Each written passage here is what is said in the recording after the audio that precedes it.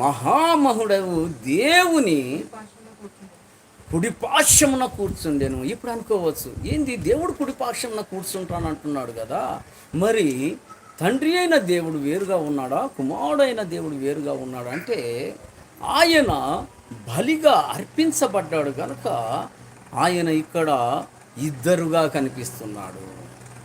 ఎందుకంటే నువ్వు పరలోక రాజ్యానికి వెళ్ళినప్పుడు, నువ్వు జడ్జిమెంట్లోకి వచ్చినప్పుడు తండ్రి అయిన దేవుడుగాను కుమారుడైన దేవుడుగాను ఆయనే కనిపిస్తున్నాడు.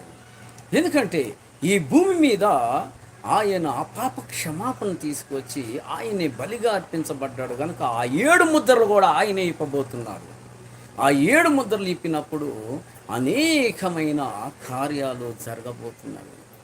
ఎందుకంటే నీవు తండ్రిని కుడిపార్శ్వమున కూర్చుని ఉన్నాడంటే, మనము ఎప్పుడైతే జడ్జిమెంట్లోకి వెళ్తామో తండ్రి వేరుగాను, మరి తండ్రి లేకపోతే మరి యేసు ప్రభు